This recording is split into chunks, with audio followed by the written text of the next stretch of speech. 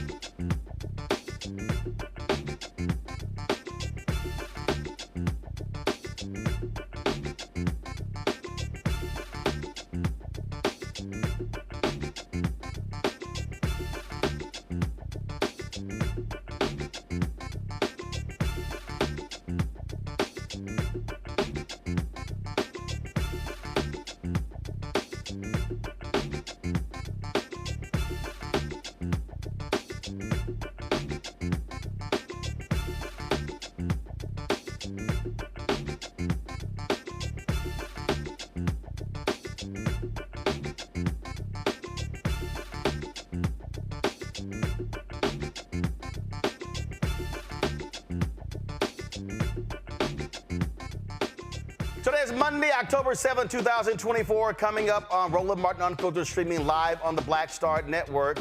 A black Arkansas town is screaming massive voter suppression after the County Board of Election Commissioners voted to eliminate an early voting location in West Memphis. The mayor of West Memphis will be joining us to talk about this.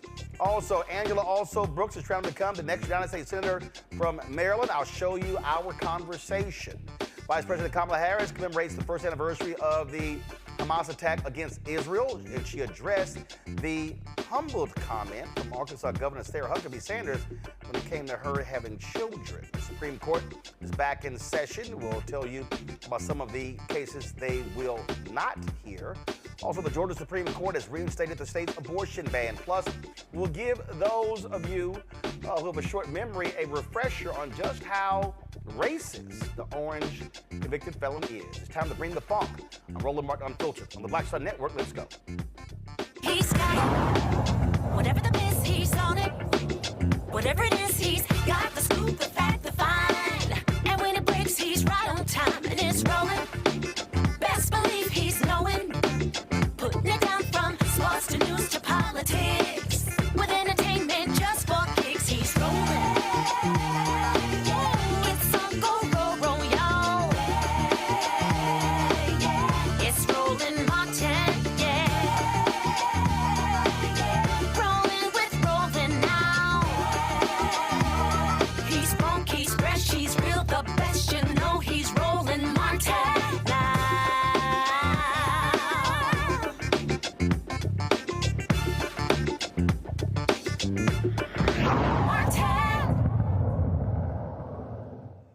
Last week in Arkansas, the Crittenden County Board of Election Commissioners voted 2-1 not to have an early voting location in West Memphis this year, and instead have that location moved to the town of Marion. Some people call it voter suppression, including Mayor Marco McClendon of West Memphis, Arkansas. He joins us right now. Mayor McClendon, glad to have you here on Roland Martin Unfiltered. So first and foremost, give us the distance. How far is Marion from West Memphis? Marion from West Memphis is around 6 miles difference, but it's our whole city, and we have smaller cities on the other side of West Memphis that depends on that West Memphis early voting site to be able to get there. And of course, those smaller cities are majority African American cities. So trying to get those individuals as well as the people of West Memphis to Marion to that city is going to be difficult. When West Memphis is the biggest municipality in the county, it has over the 50,000 population that the county has. Majority of the people live in West Memphis. And wait. Hold on. I'm sorry. So West Memphis got the most people. The majority of the most people. Yes. So, and no disrespect to Marion, but how many people are in Marion? I think the population around 13,000. So 13,000 in Maryland, 50,000 plus in West Memphis, Arkansas. Well, let me say it's over halfway. I said about 30,000 in West Memphis. But all the smaller cities that's around West Memphis probably make up an easy 45,000 people. So the West Memphis metro area, if you will, has close to 50,000. Marion has 13,000. What's the logic to move it to Marion? Well, let me say this. The three of the election committee members, they live in West Memphis. So they all live in West Memphis. Wait. I'm sorry. Hold up. It was a 2-1 vote, right? Yes. So all three of them live in West Memphis? Yes. But they voted to move it to Marion, which is smaller than West Memphis? Yes. Well, let me give you some thinking behind that. I think 2 of the 3 are in the red states, the red people, and the one is the Democrat individual. And then Marion is more of a more demographic place, higher income city that does well, but yeah, it's smaller. So when they had the hearing, what did they say? Well, actually, what they did, they normally have two early voting sites. So they all the move of poll, it takes a unanimous vote. So what they did, they all voted for Marion first. Then when it came up to West Memphis, that's when they threw a wrench into the plan, and they didn't have a majority vote. So actually, we went to court, and of course, two individuals went to court. The judge said that the voting poll need to go back in West Memphis, and now the election committee 2-1 voted to appeal the judge's decision. And you know, when it goes to Arkansas Supreme Court, I think you sort of know how that's going to turn out. So the judge said move it back, and so, but again, they haven't offered the logic of moving it, right? No. The logic of moving it is, well, this is what they say. They want to, they agreed to have it at our library, which it was a library that you have to be 100 feet away from the poll, so it wouldn't have given a lot of the candidates opportunity to advertise that far away from the library. And the normal place that they always have early voting is at the Church of God that's on 7th Street, which that's where the Democratic candidate wanted to go, where it has always been. So they said, well, they're not voting for that. So they didn't have a unanimous vote to move it to the Church of God. And I keep telling people, this is the type of actions Republicans do all across the country. Yes, I mean, I never thought in 2024 that I'd be fighting now the same battles that my grandparents and other African Americans and women had to fight in the 50s and 60s. I never thought that I would be experiencing this right now. And you know something, it's really hurting West Memphis because we have some major referendums on that ballot. You know, we have where we're trying to build an aquatic center to give our kids a swimming pool, give them something to do to keep them out of trouble, as well as a recreational center where they shoot ball, volleyball, pickleball, whatever they want to do, as well as we have a fire department. Our last fire department, well, our main fire department built in 1955, trying to build a new fire department and a brand new police department, which is housed in a bank, in an old bank building. And then finally, the infrastructure of our city, which is a 1-cent tax that will sunset and go away.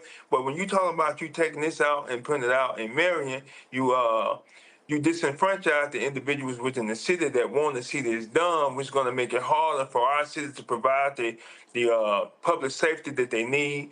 Also get quality of life to new people that want to come here and the people that's already here and fix our infrastructure.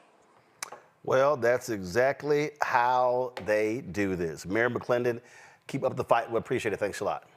I'm going to stay in it. Yes, sir. We appreciate Thank it. you. Thank you very much. We're going to my panel, Dr. Julianne Malveaux, economist, president emerita, Bennett College, all throughout of D.C. Dr. Avis Jones, DeWeaver political analyst, joining us from National Harbor, Maryland. Jolanda Jones, Texas State representative and lawyer out of Houston. I'm going to start with you, Avis. So here's interesting. This is a story from one of the local TV stations. They want to move it to early voting at the West Memphis Library, which you heard the mayor say. This article says, but apparently that location was insufficient due to traffic and parking. But Avis, this is exactly what they do. This is literally what they do. We've seen this in other places. They will literally move it to a smaller location, further out, so limited parking, because they want to create long lines to frustrate people to keep it and say, you know what, line too long, I'm going home. This is what Republicans do. This is their strategy. This is the playbook, and as you mentioned, it's been their playbook for years. I mean, generally speaking, there have been studies that have shown that overall, Black people just wait longer in lines to vote than their white counterparts, specifically because this is a plan that is implemented all over the country. They want to make it inconvenient. They want to make it hard. They don't want you to vote. And this is the part of this that really annoys me when I think about people who want to continually say, my vote doesn't matter.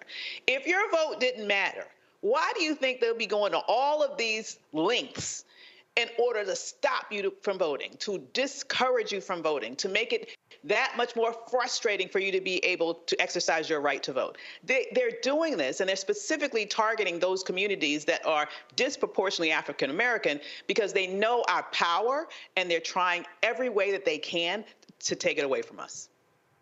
Indeed. I mean, and the reality, Julianne, This was voter suppression on steroids after the 2013 Shelby v. Holder decision by the Supreme Court, which gutted Section 4 of the Voting Rights Act. Absolutely. I mean, these people, Avis is absolutely right. These people have been plotting and planning to steal this election, not through basic theft, but through all this gerrymandering and manipulation with voting places. You know, one of the things that the brother mayor did address, and I'm not sure what the answer would be, but how difficult, more difficult. He said 6 miles. The 6 miles is their public trans. How do people get from point A to point B?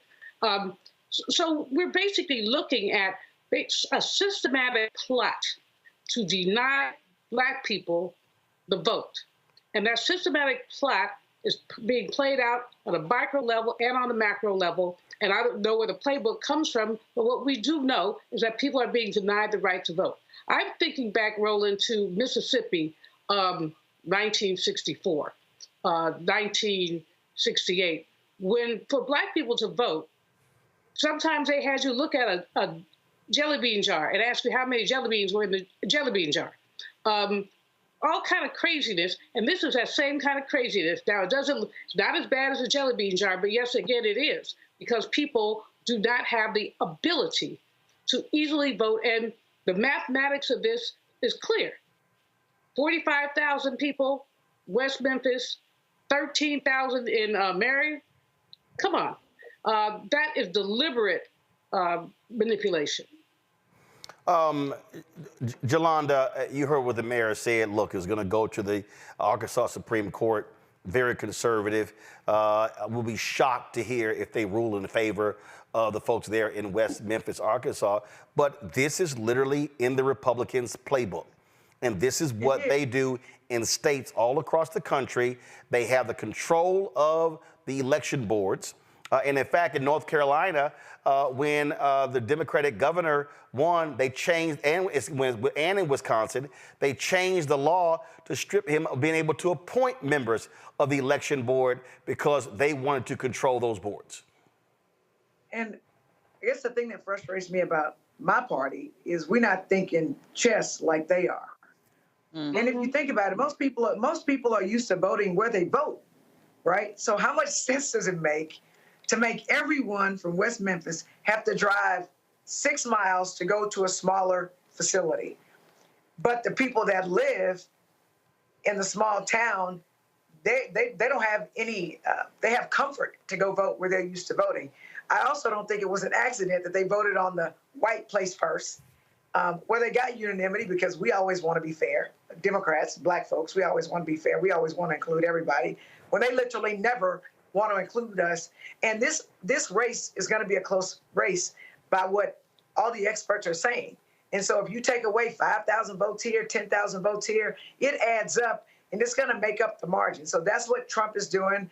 And they have literally changed the electors and all of the swing states where Republicans get to decide whether elections are certified. And so I'm concerned that they have in place the mechanism to steal this election. But this is just one example. It's the same thing here. The people in the white affluent areas here in Texas, in Houston proper, Montgomery County, they have a lot of places to vote, and the Black places don't. And so what we need to do as Black people is we need to understand that we have to work harder, jump faster, know more, drive farther, wait in longer lines, and we cannot let that dissuade us. Right. We need to do what we have to do regardless, because I've been Black all my life. So have y'all. Y'all know we've got to do better. We've got to work harder, and we just need to do that. And then when we take control, then we need to do the same kind of stuff they're doing. Because all this, when they go low, we go high. Now, that ain't me. When they go low, we need to go lower. All right, folks, got to go to a break. We come back. We are going to talk about a lot of things happening politically, but also I had a chance to talk to Angela Alsobrooks, who's running for the United States Senate in Maryland. We'll have that conversation for you. You're watching Roland Martin Unfiltered on the Black Star Network.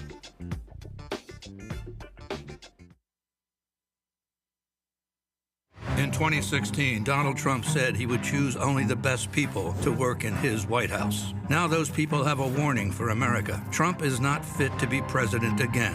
Here's his vice president. Anyone who puts himself over the Constitution should never be president of the United States. It should come as no surprise that I will not be endorsing Donald Trump this year. His defense secretary. Do you think Trump can be trusted with the nation's secrets ever again? No. I mean, it's just irresponsible action that places our service members at risk, places our nation's security at risk. His national security advisor. Donald Trump will cause a lot of damage. The only thing he cares about is Donald Trump. And the nation's highest-ranking military officer. We don't take an oath to a king or a queen or to a tyrant or a dictator. And we don't take an oath to a wannabe dictator. Take it from the people who knew him best. Donald Trump is a danger to our troops and our democracy. We can't let him lead our country again. I'm Kamala Harris, and I approve this message. He told us who he was. Should abortion be punished? There has to be some form of punishment. Then he showed us. For 54 years, they were trying to get Roe v. Wade terminated, and I did it, and I'm proud to have done it. Now Donald Trump wants to go further with plans to restrict birth control, ban abortion nationwide, even monitor women's pregnancies. We know who Donald Trump is. He'll take control. We'll pay the price. I'm Kamala Harris, and I approve this message. I get it. The cost of rent, groceries, and utilities is too high. So here's what we're going to do about it. We will lower housing costs by building more homes and crack down on landlords who are charging too much. We will lower your food and grocery bills by going after price gougers who are keeping the cost of everyday goods too high. I'm Kamala Harris, and I approve this message because you work hard for your paycheck. You should get to keep more of it. As president, I'll make that my top priority. Bob and I both voted for Donald Trump. I voted for him twice. I won't vote for him again. January 6th was a wake-up call for me. Donald Trump divides people. We've already seen what he has to bring. He didn't do anything to help us. Kamala Harris, she cares about the American people. I think she's got the wherewithal to make a difference. I've never voted for a Democrat. Yes, we're both lifelong Republicans. The choice is very simple. I'm voting for Kamala. I am voting for Kamala Harris.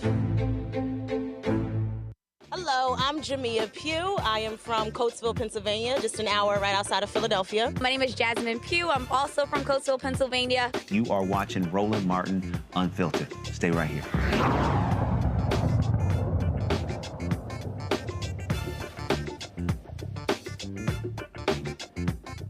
Supreme Court returned from their summer break on Monday and wasted no time rejecting a few cases. The justice refused to hear a challenge from Pennsylvania Republican state lawmakers about President Joe Biden's administration executive order intended to boost voter registration. The justices did not comment in rejecting an appeal from Republicans who claimed the order was an unconstitutional attempt to interfere in the November election. Lower courts had dismissed the lawsuit.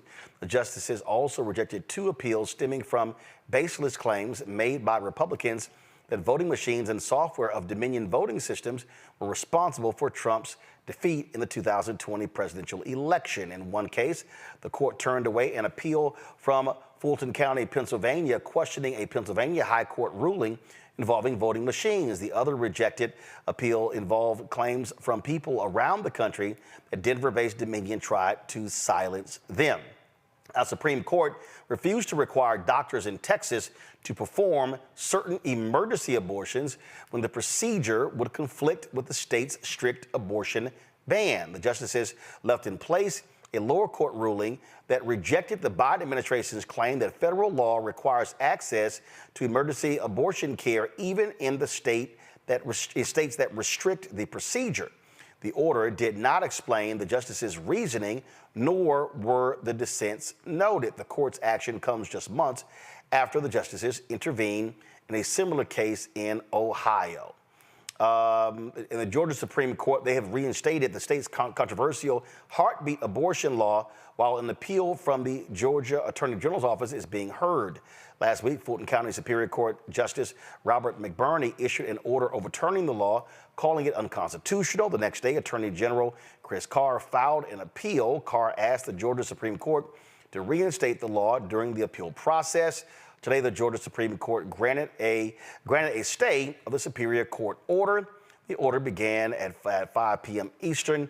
Doctors cannot legally perform abortions if they detect a fetal cardiac activity, which is usually seen at around 6 weeks. What we are seeing here, Julian, is the battle over reproductive rights. When you look at the conversation, that's what's dominating. You've got reproductive rights bills on the ballot in Florida. You got Arkansas. You got other states as well.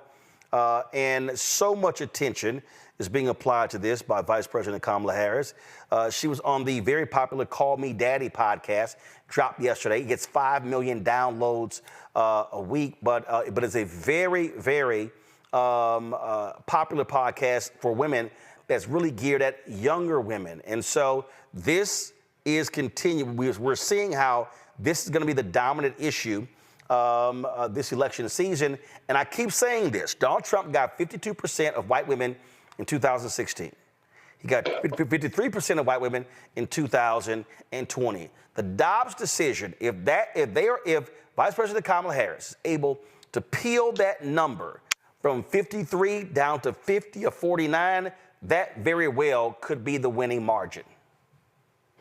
Absolutely. I mean, I think that while people have their racism and their biases, most women feel very strongly that we have the right to bodily autonomy, self-determination. And most women are repulsed by the notion that the orange man would dictate their choices.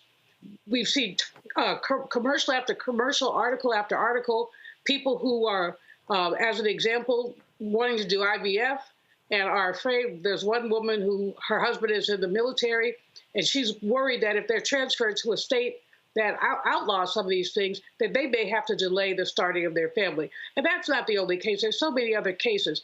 But here's going to be the dilemma, Roland. Polling suggests that economic issues are the most important issues, even though for many women, reproductive rights are equally important.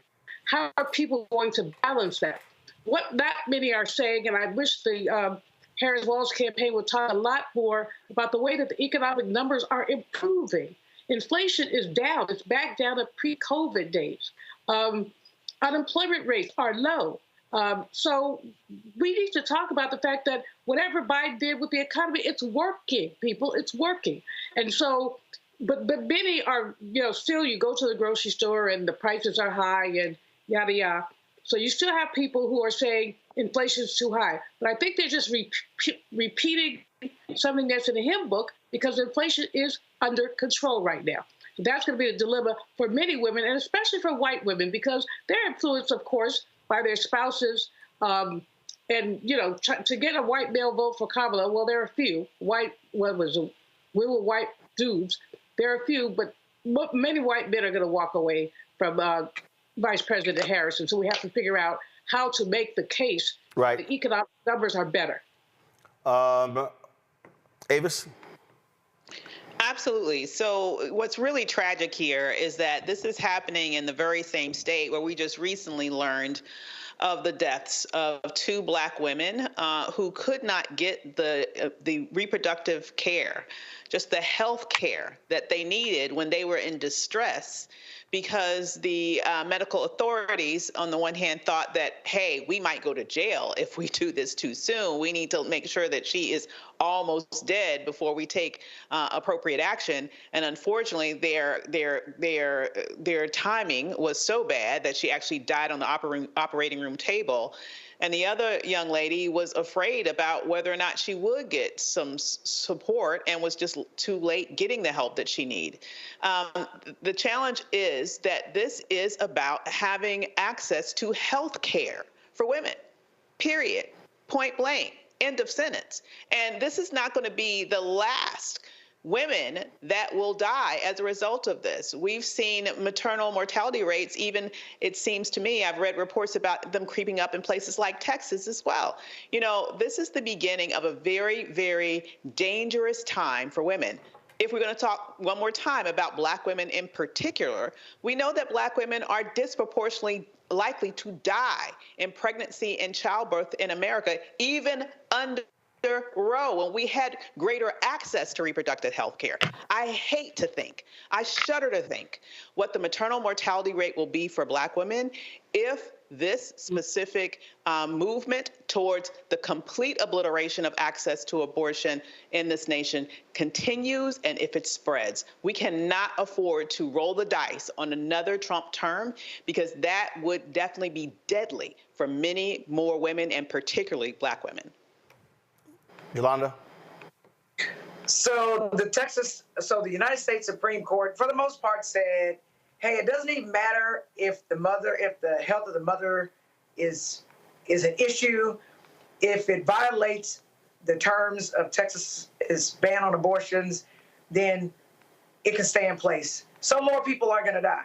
What I think is good, though, for Democrats and for Vice President Harris is that it has white women going nuts. They are the reason that there is no right to abortion because they chose Donald Trump over somebody like themselves, Hillary Clinton. So I think that that's going to help Democrats in Texas since the Supreme Court left that in play. So I'm going to say this for a second time. We need white women to try to reclaim their abortion rights back. And I believe that is going to help us because every state where abortion was on the ballot, abortion rights won out. And I think the Republicans are going to pay. All right, then.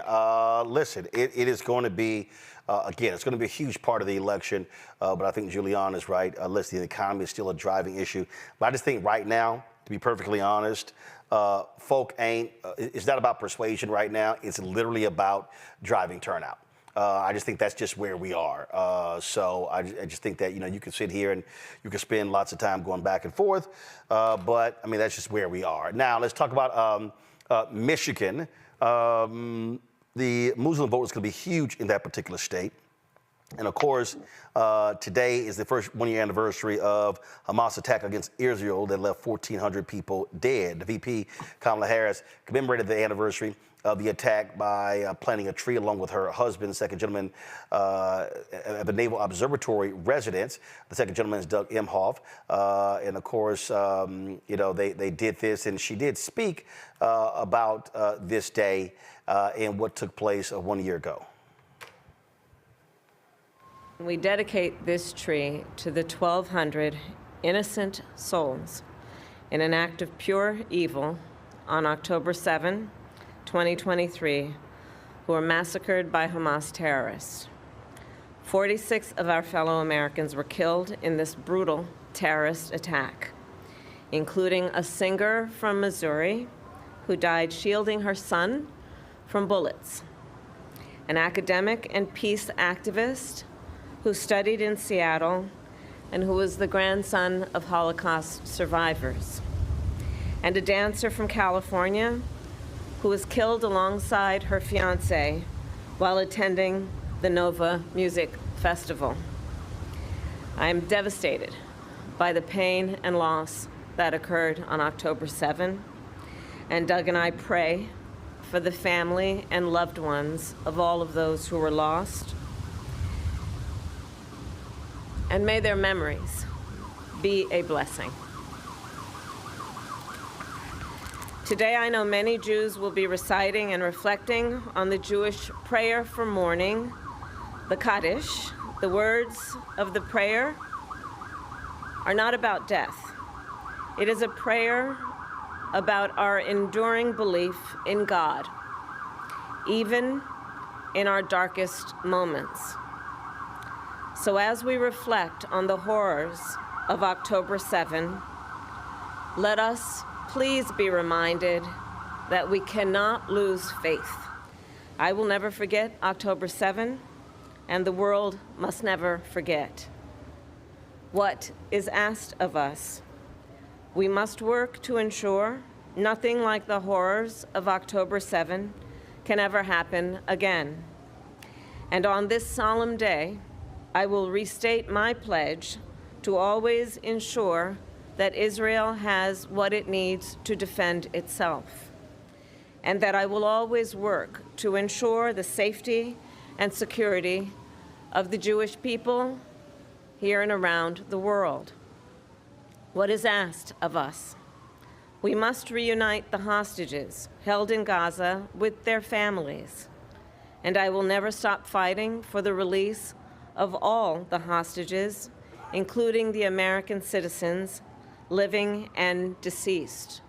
Omer, Idan, Sagi, Keith, Judy, God, and Ite. What is asked of us?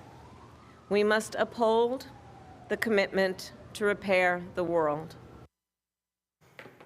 Now, folks, this is an election issue, obviously, and in Michigan, you see what the focus has been. And so this woman here was introducing Jill Stein. And if you want to understand, frankly, why third-party vote is a waste of time, just listen to this here. The election has already started. Absentee ballots have been sent. We need to catch up rapidly. We need everyone here to get active. We need to be clear about what our goals are. We are not in a position to win the White House, but we do have a real opportunity to win something historic. We could deny Kamala Harris the state of Michigan.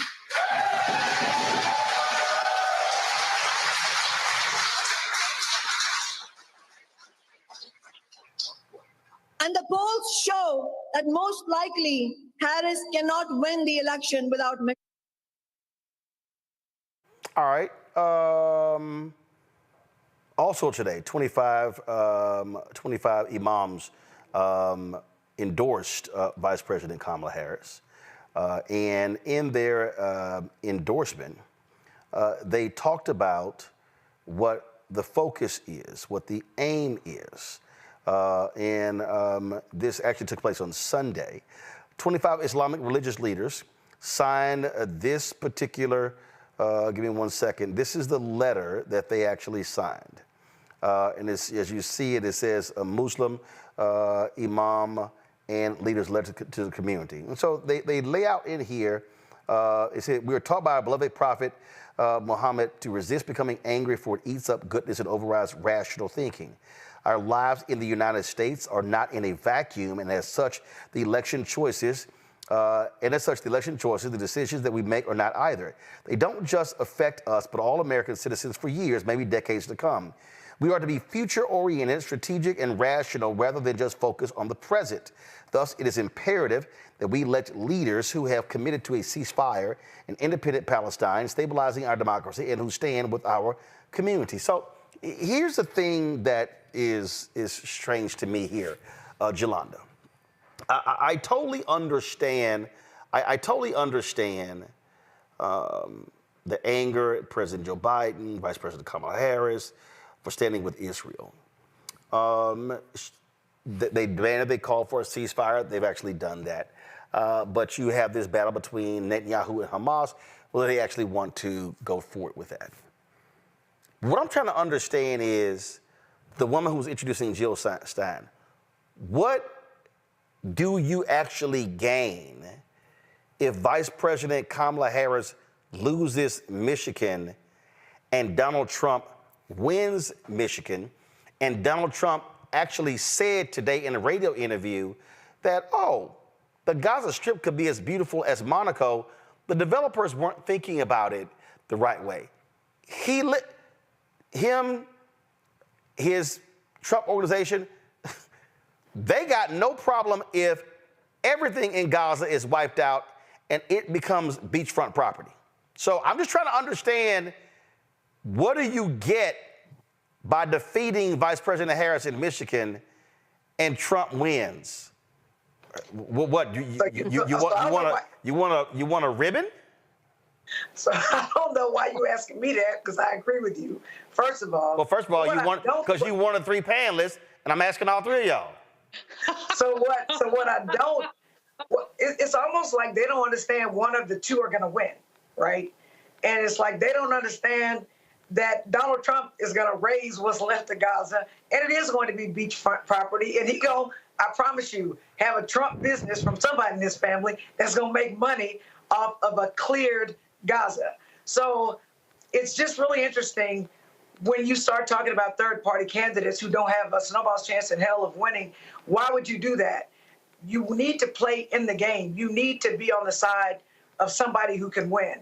And so I don't understand, and I also don't understand why they're acting like Kamala Harris is the damn president. She's not the president. She is the vice president, and she was a good teammate to the president, Joe Biden.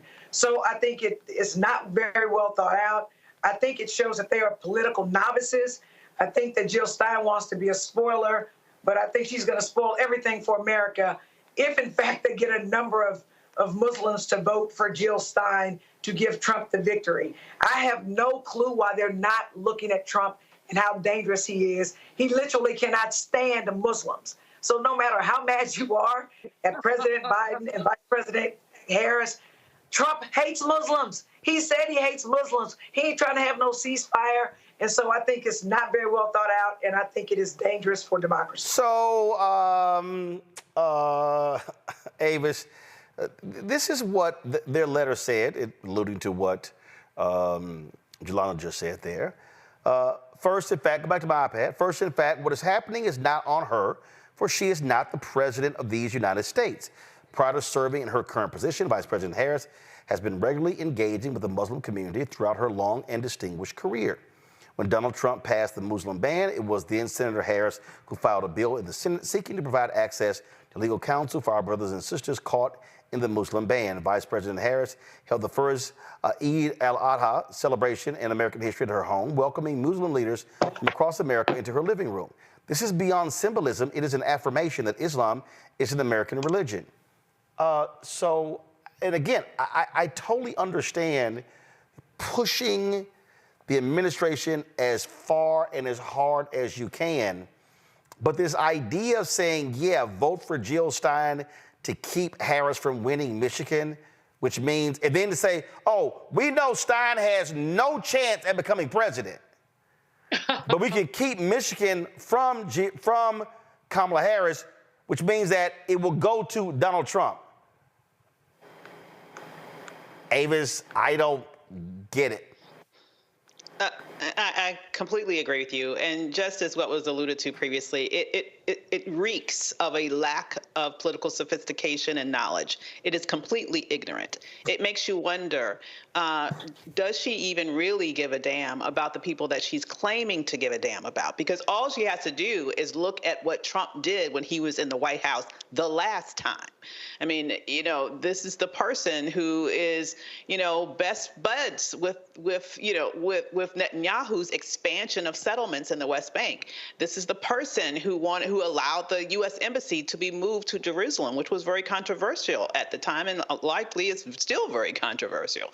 And I completely agree that if there's any hope of having some sort of serious efforts with regards to humanitarian aid and rebuilding of Gaza, it won't happen seriously in a Trump administration. He's going to do a land grab and allow the Israelis to do whatever sort of land grab agenda that they have as well, completely unchecked. So if you can look past your nose and think about the future, it is an absolutely ignorant stance to take. I will say one other thing about Jill Stein specifically. She's exactly right when she's saying that Jill Stein won't win the presidency, because Jill Stein has never won any election that she's ever competed again, ever in her life. She is a professional spoiler. She gets paid to lose. And when you think about, this is the woman who was also pictured having dinner with Putin, it does make you wonder, where else is she getting money from in order to be on her spoiler campaign that she continues to be on?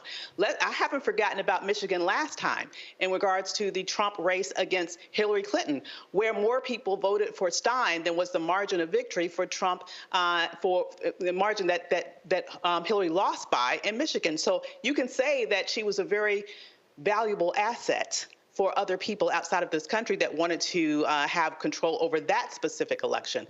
I am concerned not only with what I heard there, but also with the overall agenda of Jill Stein specifically and the Green Party and what their actual motivations are. So, Julian, when you talk about Trump and his views about Muslims and immigrants and you name it, he was on Hugh Hewitt's radio show today. Hugh Hewitt, conservative, And I want people to hear what this man actually said. Watch this. She wants to go into government housing. She wants to go into government feeding. She wants to feed people. She wants to feed people governmentally. She wants to go into a communist party type system. When you look at the things that she proposes, they're so far off. She has no clue. How about allowing people to come through an open border, 13,000 of which were murderers? Many of them murdered far more than one person, and they're now happily living in the United States. You know, now a murderer, I believe this, it's in their genes, and we got a lot of bad genes in our country right now. They had 400.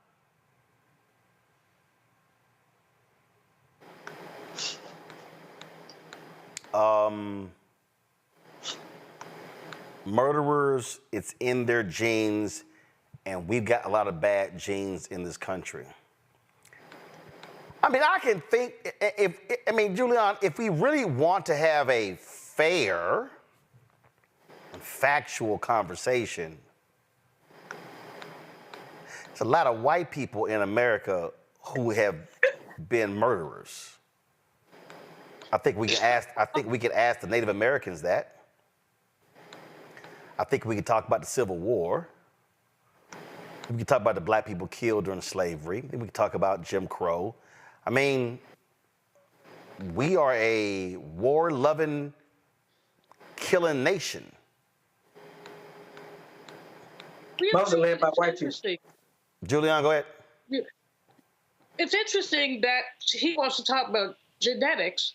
This country was founded, the people who built this country were criminals from England.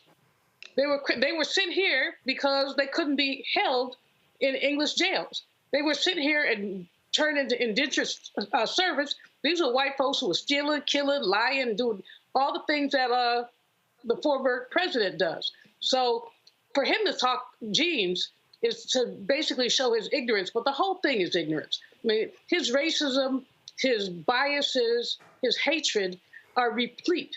And, you started out by talking about lies, talking about the lies that that man tells.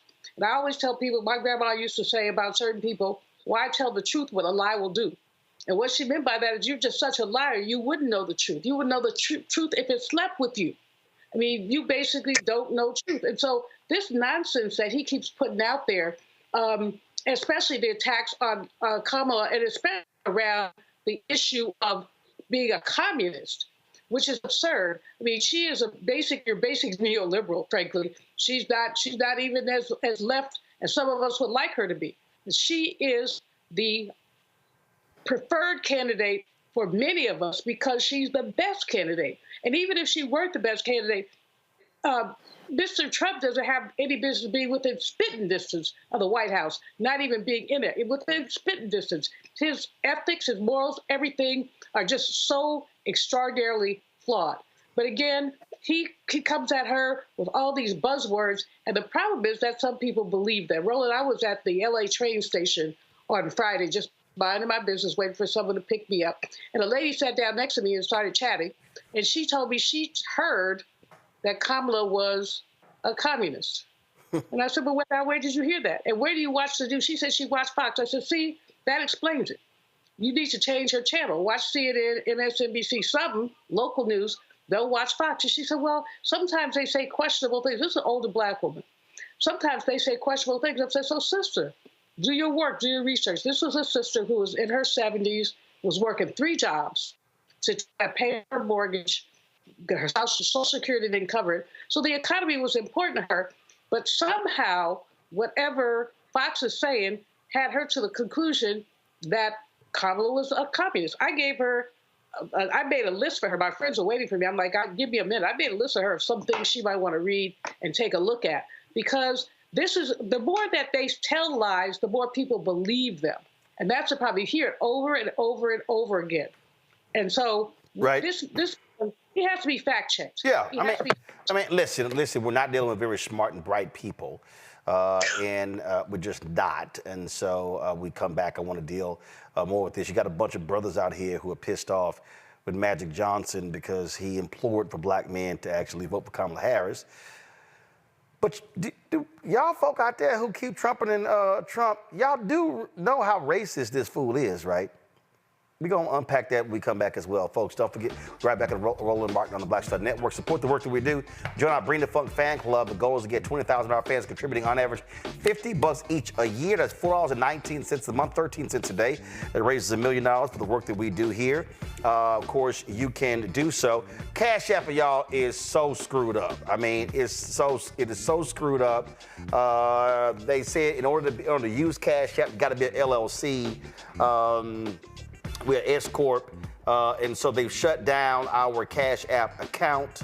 And then they have, you could use QR code with Square, but it's matter of fact, one person texted me, and when I sent to them, they asked me for every damn thing except the color of my underwear.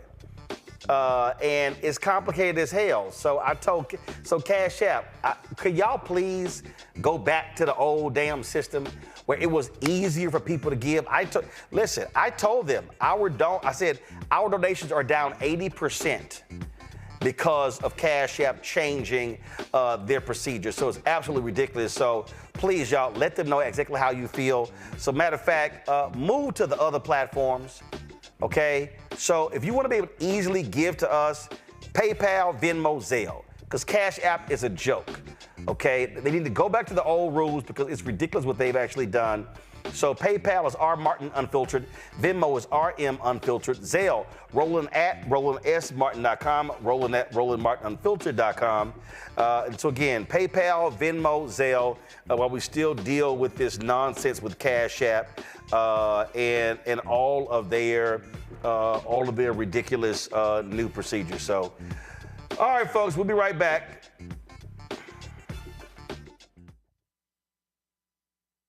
Of 100 Republicans who worked in national security for Presidents Reagan, both Bushes, and for President Trump, now endorsing Harris for president. She came up as a prosecutor, an attorney general, into the Senate.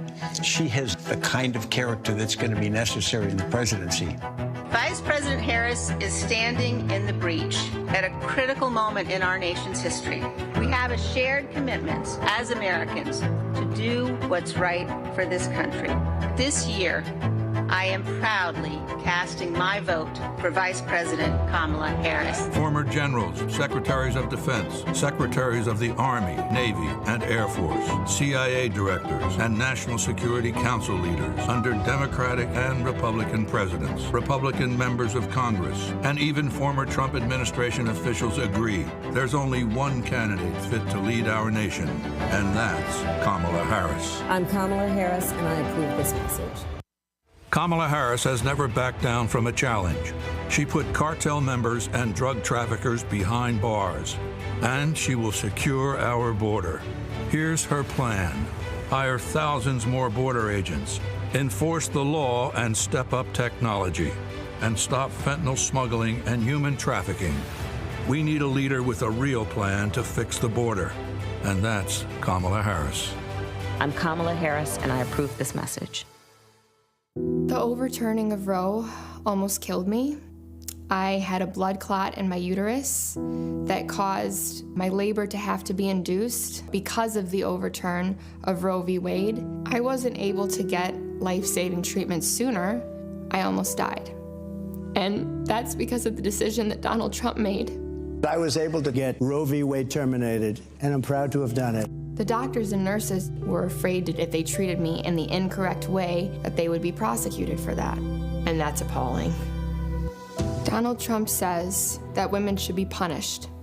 Do you believe in punishment for abortion? There has to be some form of punishment. For the woman? Yeah. I believe that women should have reproductive freedom to make the choices about their own bodies. 4 more years of Donald Trump means that women's rights will continue to be taken away one by one by one by one. This has to stop because women are dying. I'm Kamala Harris, and I approve this message.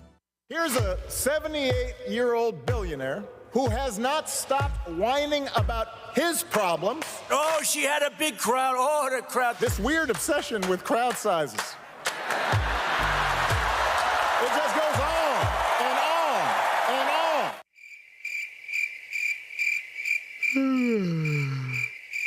America's chapter. We are ready for a President Kamala Harris. I'm Kamala Harris, and I approve this message. Hey, yo, what's up? This is Mr. Dalvin right here. What's up? This is KC. Sitting here representing the Jodeci. That's Jodeci. Right here on Roland Martin Unfiltered.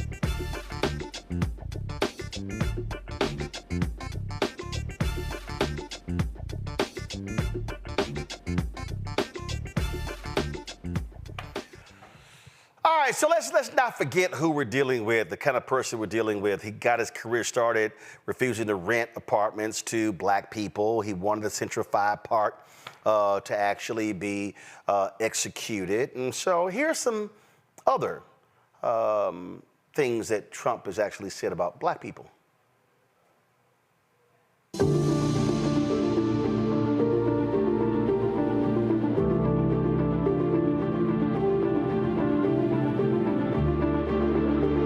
Is too high. We have to leave it the way it is. I worked at fast food for over 30 years, and I had to support my kids off of that money. Minimum wage is still $7.25.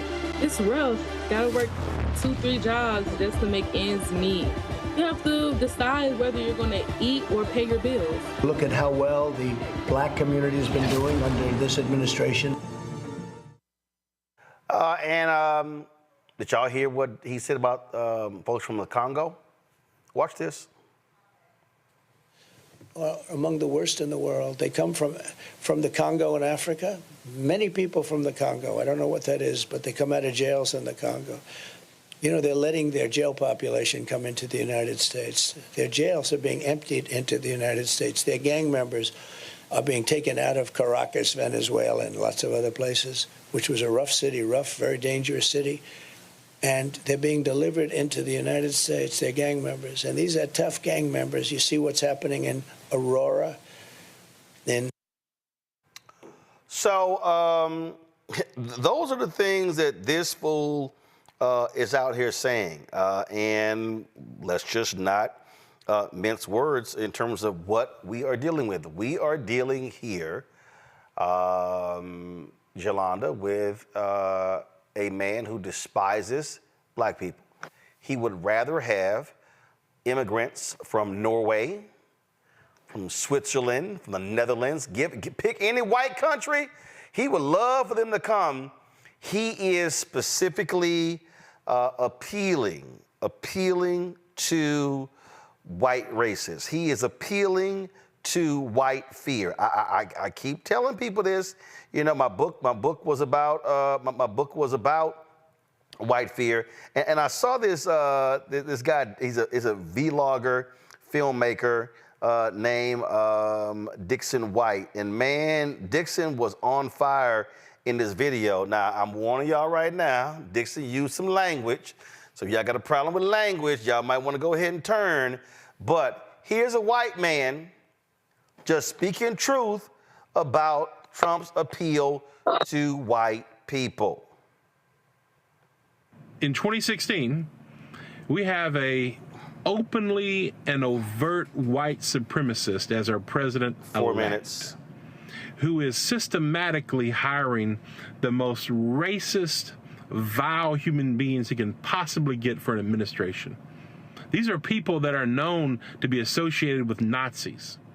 These are not quiet, shy white supremacists. These are openly vocal white supremacists, just like Trump led his campaign. He said, hey, I'm running for president, and yes, it's okay to be racist again. We can be open about it. Who needs to be politically correct? Trump said, I'm a racist and I'm proud, and so can you be. And here we are. Jim Crow 2.0, motherfuckers. Thank you, white America. You did it once again. Your apathy, your racial apathy, your ignorance your callous, your complacency, your denial, your silence, your complicity racially has us right where you want us. And you think you're fucking helping yourself? You think this white supremacist motherfucker's gonna care about your broke ass white America? They're not gonna care. And you think, oh, well, I'm not broke, I'm rich, I'm protecting my own, I'm a rich white man. You think you're helping yourself? You think you're helping yourself but living a lie? You think you're helping yourself with all the distrust, with all the racial strife that's happening and that's coming? You think you're helping yourself spiritually, morally? Do you really think this is good for our country? White supremacy, white nationalism, rampant for the next 4 years. God knows what this motherfucker's gonna do and his racist cabinet. God knows how many years he's going to try to take us back. He's got the Senate. He's got the House. He's going to try to affect the Supreme Court. Thank you, white America. You ignorant, racist motherfuckers who voted for Trump. You really think you're helping your cause. All your fear. You're so threatened. You're so threatened by the Mexicans, by the illegal aliens, by the immigration, the immigrants. You're so scared. You're so scared of anything that's not white. You've been taught, oh, I've got to protect my whiteness. I've got to protect my privilege. I've got to protect my status. I've got to remain on top. This country was made for me. I'm Mr. White. You're pathetic. You're disgusting. And you're a psychopath. It's social, psychological narcissism. That's what white supremacy is. And it's systemic. And it's working very well.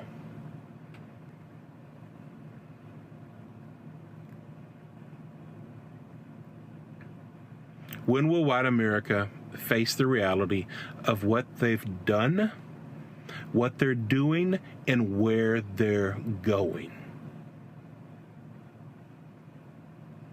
White America, you're taking us all to hell, straight to hell.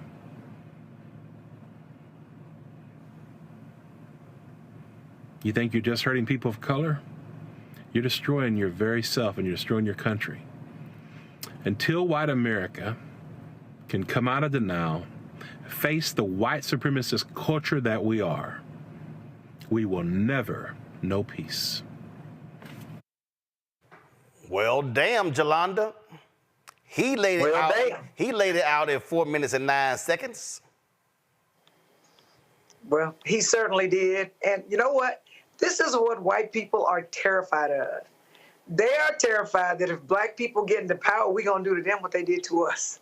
So that's why they're trying to hold on to power. I'm going to say that again for people who didn't understand. They are terrified that when we get in power, we're going to do to white people what white people have done to us. They are afraid we're going to stack the courts. They're also afraid that they're not making enough babies. And so they have to, while they still are in power, gerrymander and stack the courts and make anti-black laws in order to protect their superiority, because they do not, and let me be clear, it's superiority in their name only. It's not actual superiority. And so, and let's be clear, this country was founded on white supremacy. They came and took land from the Native Americans and the Mexicans, and it was all about white people. Remember, the only people who could own land were white men who actually owned property. Women couldn't even do it. So this country was founded on white supremacy, and they're just trying to hold on to it. And what I don't understand about black people, one, is why we don't do our homework, because Donald Trump is racist. Donald Trump paid back with the Central Park Five, I believe they said he paid $75,000 for that ad. You know how much $75,000 is to say that they should be executed for a non-capital crime? So Donald Trump has always been racist. He always picks racist countries from Africa, Haiti, even in Venezuela. And he talks about black people in other states in Aurora, Colorado, and wherever. And that's what he does. So why anybody, let's say he did give us $1,200, which I'm not convinced that was under him, right? We're going to vote this country into hell for $1,200 when if we had better wages, we'd make way more than $1,200 over the course of a year. So we're not thinking, and I don't understand. But it's not just us, okay? Listen, this is what I keep trying to remind people, Avis. 69 to 70% of the total electorate is going to be white. Mm-hmm. The numbers are the numbers. And what we're facing, it's white fear. Matthew Iglesias, Dave, why does it escape me? He follows me. Weigel, okay. Twice in the last 3 days, both of them tweeted. They were like, Democrats were the most pro-union. They gave them everything they want. So maybe Democrats need to stop being so far left. And I said, stop. Matter of fact, let me pull up the Iglesias tweet because it's amazing how these folk, like, they go a long way and don't want to say white. Mm-hmm. Let me find his tweet, because I saw it and I was like, bruh, did you leave something out? I said, it seemed like you left something out. Give me a second, hold on. Let's see here. And I've seen several of these tweets, and these white journalists just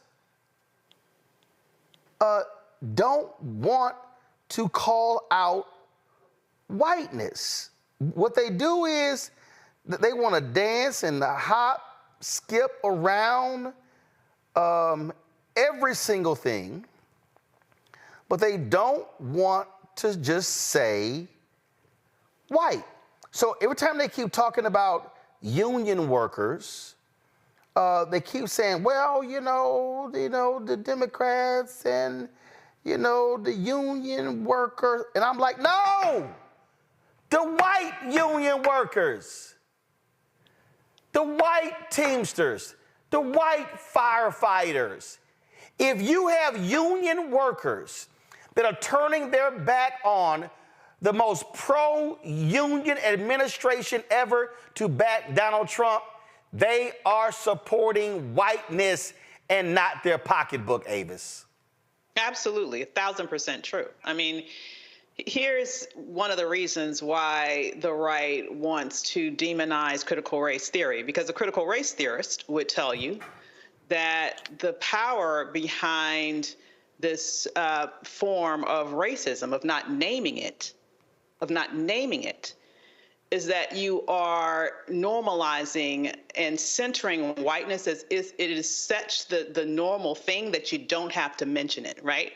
And so then when you make it invisible, the insidious nature of what it does then goes unchecked, okay? So you're exactly right. It's not just union members. And there's a reason why you have a lot of white women who will vote against what one would think is their interest.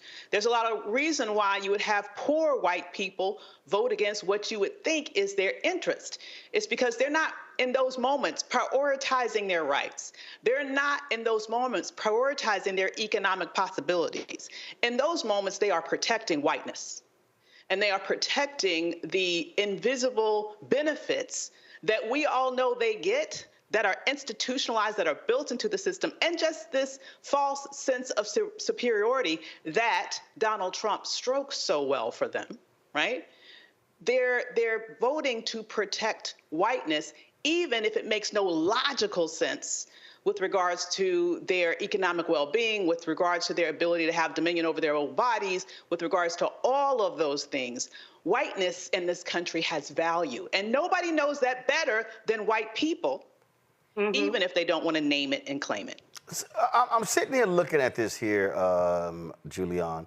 Go to my iPad. So this is what Matthew Iglesias tweeted. Biden-era Democrats have been more supportive than ever of blue-collar unions, but gotten less support than ever from blue-collar union members. Probably better to just be more moderate on cultural issues and environmental stuff and labor. So I actually responded by saying, Matthew, did you leave out something? I think you left out white. And if you go, now go back to my iPad. So I just want y'all to go. So when you start going down here and looking at all these responses and, oh, this is reasonable and fair enough, a center-left coalition whose base is suburban, well-educated white women is not key to long-term success. But they still missed the white, they got the wrong white part. Demo and far left and alien, you know, yeah, you all on the far left have been pretty successful in alienating us suburban women. Good job. Well, that's a lie. They've been attracting them.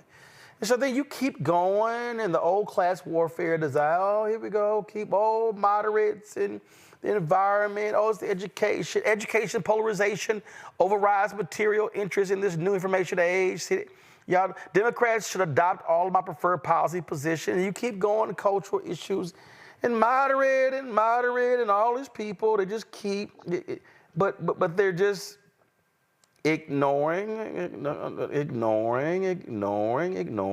and they don't want to. And then this person say, just go ahead and say black folks and LGBTQ folks and cut the bullshit. The way y'all will dance around the truth to appease racists as white folks is so American and more so than apple pie. This is why black folks have a deep distrust of politics and side-eye Democratic Party. Okay, that's that person. Okay, so then you keep going and looking at all this content. Just keep going and looking at, they don't want to confront the elephant in the room, Julian, and that is massive numbers of working class people who are in unions are black and Latino. Who are they supporting in huge numbers? Vice President Kamala Harris. You look at the Teamsters. The Black Caucus in the Teamsters came out before the Teamsters made their decision, saying we're down with Vice President Kamala Harris. Okay? You look at firefighters are racist and sexist. Damn firefighters endorsed Democrats going back to the 60s. The two Democrats they refused to endorse was Hillary Clinton and Kamala Harris. Well, what the hell do they have in common? Anatomy. I mean, we can go on and on and on. The fact of the matter is, these white journalists, print, broadcast, digital, whatever, they don't want to confront whiteness. Because if they do, they got to look in the mirror, Julian. This is the fundamental problem. This is why political journalists keep missing the story, and it's sitting right in front of you. How can Biden-Harris be the most pro-union administration in more than 50 years, and these union workers are not supporting her? They're white male union workers, and Julian, guess what? Unions are overwhelmingly comprised of, especially trades and others, white men. Well, the trades are primarily comprised of white men, but if you look at SEIU, you look at some of the other unions, they are heavily black and brown. Indeed, when you look at the Teamsters, what a disappointment that they refused to endorse Harris, although President Biden, basically took the chestnuts off the open fire with legislation to help settle some of their differences with their employers. I mean, he went on a limb for them, and for her not to get that endorsement really does speak to, as you say, their racism, their underlying racism. They'll never say it was racism. They'll have some other reasons, but that's exactly what it is. The challenge is that, and by the way, there's a very good article in the New Yorker this week, talks about the worker revolt, and tries to explain why workers have tilted away from the Democratic Party. The author alleges that there's this coastal elitism among Democrats. But Democrats are all over the place. It's not coastal elitism. When you look at, however, the Detroit Teamsters did support Vice President Harris. I believe that Pennsylvania also did. Many key Teamster unions who are in urban areas did support Vice President Harris. And the mistake that the Teamsters made, they claimed they took a straw poll or something. I know a whole lot of people said they never got the poll. So this might have been a selective poll that went to certain people to justify what is a poor decision. But back to the whiteness thing, I mean, you're right, they have to deny it. But you don't have to they don't have to say white. Just look at Project 2025. Anti-DEI. No. But the reason I gotta stay on that in the workers is because if you keep running from it, then you get this trash analysis on the air. Andrea Mitchell, well, I think, Kamala needs to do more interviews with major press because I was talking to business leaders and they say they don't know what her economic policies are. And so they don't know her positions. Hillary Clinton had policies coming out the wazoo. See, so that's all nonsense. The reality is you have to put it on the table, and that is Donald Trump is pressing the buttons of white fear. They don't even want to deal with it. Remember 2016, economic anxiety. I was like, black and brown people are the brokest damn people in the country. So if there's anybody who should be anxious about the economy, it's black and brown people. Nope, that ain't the case. What we are facing constantly is a white media infrastructure that simply is ill-prepared to deal with the realities on the ground and calling a thing a thing. It is whiteness. It is, and see, the problem is they don't want, they keep using the phrases, that's, we don't like appealing to that kind of politics. We don't want to appeal to gender-based politics. We don't want to deal with race-based politics. We don't want to deal with identity politics. Whiteness in America is an identity. Mm-hmm. Absolutely, it is. But what happens is, what's dangerous about not addressing it specifically, it's the same thing as what, raises the hair on the back of my neck when I hear somebody say, I don't see color, right? When someone wants to say that they want to be racially blind. The reality is that you see color. I see color. Unless literally you are colorblind, you see color, okay? But when you claim to not see color, what you are doing are two things. Number one, you're erasing seeing me and my wholeness, my history, my reality. But at the same time, you are also allowing the normalcy of built-in advantages, built-in institutionalized racism to continue to go unchecked. That is the benefit of not naming it. Because when it becomes the status quo, then it's never challenged. Then it's just reality. And no one wants to admit that that reality needs to be changed. If you were to name it, then a moral country would require that you address it. But not naming it allows the power to remain entrenched, unchecked, unchallenged, and unchanged. And so that's exactly what is happening in this reality, where the normalcy is not naming a thing when a thing is a thing. And when you do that, then you never address the thing. There are advantages to not addressing it institutionally, and there's advantages to not addressing it personally. And that's exactly what we're seeing in terms of not only the white vote itself, when certain segments are clearly voting against their self-interest, but also with certain institutions, like what you're mentioning here, Roland, because there are advantages to not naming a thing. If you want to have access to the same power, the same financial resources, those things that you need in order to continue to get your ambitions fulfilled. Yeah, I mean, there are a couple of anchors on cable news. I've been hitting them in the last 3 or 4 years, and I'm like, when y'all gonna deal with whiteness? When you gonna deal with whiteness? They don't want to deal with whiteness, and it keeps happening. All right, folks, hold on one second. When we come back, I'm gonna play for you my interview with Angela Alsobrooks to talk about that huge U.S. Senate race in Maryland. That's next. Roland Martin Unfiltered on the Black Star Network. He told us who he was. Should abortion be punished?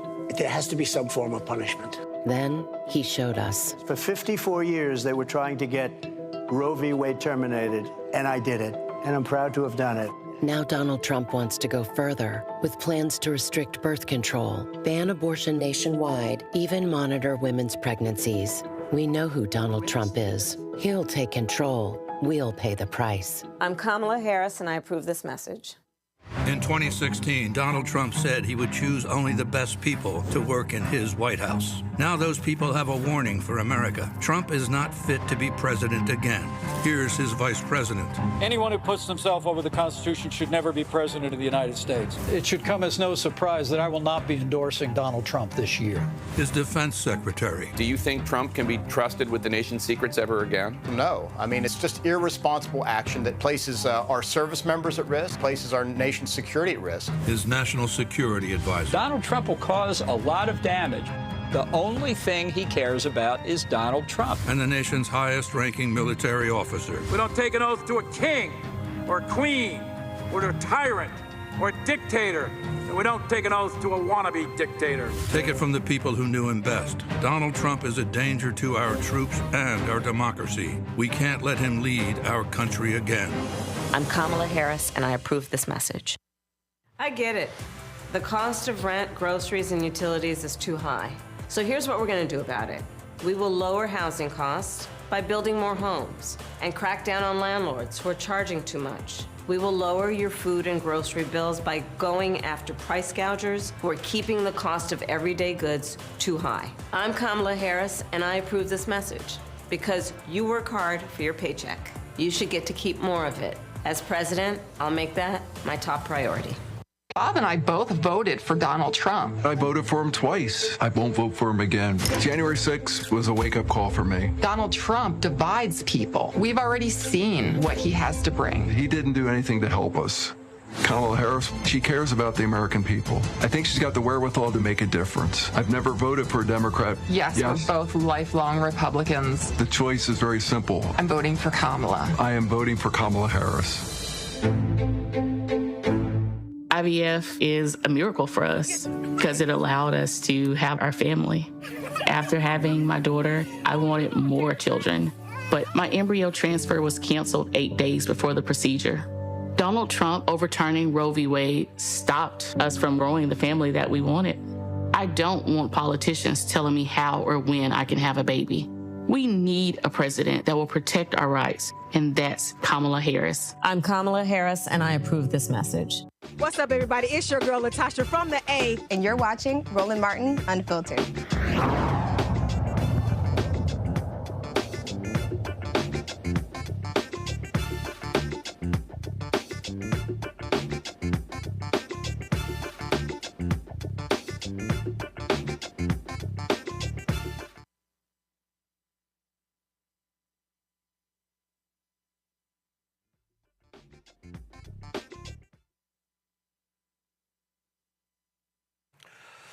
So the Democrats thought they would have a fairly safe seat in Maryland. That is until Larry Hogan, former governor, jumped in on the Republican side.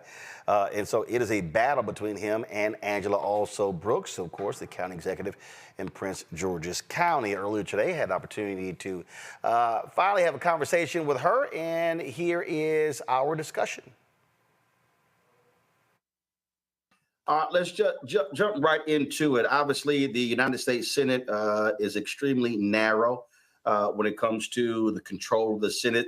When you look at this election, depending upon what happens in a couple of states, Republican could be in control of it. And so for African Americans out there who are watching, explain how critical each one of these races are when it comes to the agenda that Black folks actually care about. Well, first of all, thank you so much for having me on the show. And I think we all recognize that this is such a consequential election. Maryland, for the first time that any of us can remember, really is at the center of this race, determining the majority in the Senate. What that means is so many of the issues that we care about, everything from reproductive freedom to the freedoms that our foreparents fought for. Those freedoms include voting rights, includes also the opportunity for us to have an economy that is fair, that addresses the needs of working class and middle class families, agenda that that focuses on ensuring that our children will be able to live better than their parents. So that's what what we're talking about in this election. Gun violence, which is of course also disproportionately impacted our community. We know that in America, the number one way that our children die is by gun violence. So also having sensible gun legislation is going to be really important. But key to all of that is maintaining Democrats in the majority in the Senate, because we recognize that the Republican Party has already made their agenda clear. They've declared war on the reproductive freedoms of women. They have, for the most part, allowed the NRA to write gun laws in our country and handed over that to them. We know as well that their policies favor big corporations who, in so many instances, pay fewer taxes than average hardworking people, teachers and nurses and others. So this is the reason that this is going to be most important. And we know we're going to elect Vice President Harris as president. I'm already claiming that. And she's going to need to have a majority in the Senate to ensure that she's able to get her agenda passed, that she can have her cabinet picks and other things. So it's a critically important election. You mentioned middle class workers, and Reverend William Barber and I talk about all this all the time. It's rare candidates or politicians will mention poor and low income workers or the working poor, the people who are out there who are on the front lines. And so how does your agenda help those folks? Well, those are the people I grew up with, So, I'm the daughter of a receptionist and a car salesman. And everything I've ever done has been focused on elevating the lives of the people like the ones I grew up with. And that agenda includes things like the tax credit cut for the permanent child tax credit. It includes making sure that people can afford the cost of prescription drug medications, capping. You've seen the Inflation Reduction Act that capped insulin at $35 and allows Medicare to negotiate with big pharmaceutical companies. That's huge for the average family, for poor families, for middle-class families. It's huge because we recognize that many families are really one medical crisis away from complete financial disruption. So keeping down the cost of healthcare. And again, these are areas where the positions of the two parties couldn't be any different. The Republicans, when they were in control of the Senate, tried to overturn the Affordable Care Act 67 different times. This is the one that allows people like me to keep my 19-year-old daughter on my insurance until she's 26. And that Inflation Reduction Act, which capped the out-of-pocket cost of prescription drugs like insulin, they attempted to overturn 30 different times. Every single Republican voted against it. So it has been the Democratic Party that has really centered affordability in healthcare and healthcare costs. And we're going to have to maintain the majority in the Senate to really make sure that our policies are favoring the hardworking, as you put them, people in the middle and lower income families. That's going to be really important. One of the areas that people are focused on, high cost of rent, a lack of housing in this country. What often does not get talked about is the fact that after the housing foreclosure crisis of 2008, we built the fewest number of homes in 2010, 2020 since the 1940s. Prince George's County was greatly impacted by the housing foreclosure crisis. Significant amounts of Black wealth was wiped out as a result of that. And so what is your housing plan in terms of the federal government incentivizing developers to actually build housing? Because that really is the problem that we have. We did not build enough in 2010, 2020. And here we are 4 years into this decade, and we still have not kept up as well. That is a huge part of the housing issue. As the second point is also private equity is estimated will own about 40% of single family homes by 2030.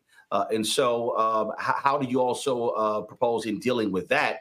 Because if Wall Street is owning 40% of all single family homes, they have no incentive to sell. They want people to remain renters.